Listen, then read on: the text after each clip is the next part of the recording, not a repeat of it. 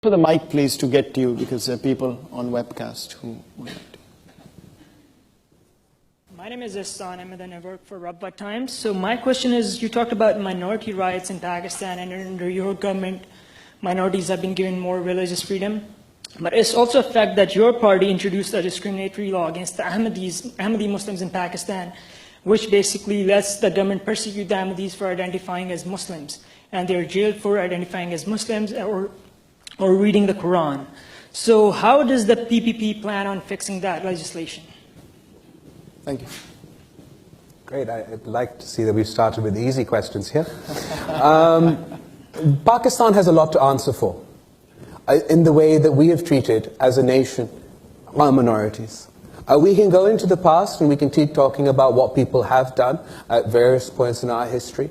What I look forward to doing is showing the leadership that's necessary today and coming up with a practical progressive agenda of something, of what we can do and what is achievable. And the People's Party has been focusing on that and really been taking the lead.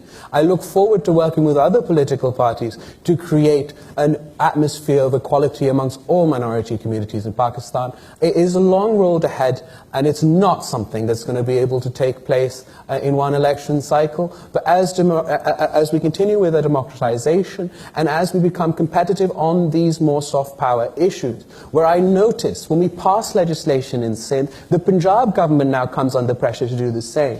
When we talk about women's rights in Sindh, the Punjab government comes under pressure to do the same. This is the conservative PMLN, Muslim League, Nawaz, that used to try and be the Amir al-Mu'mineen. So I'm seeing a shift in Pakistan's politics towards a positive, more liberal direction. I'm hoping that we'll be able to build a more broader consensus on such issues. There is not that space at the moment.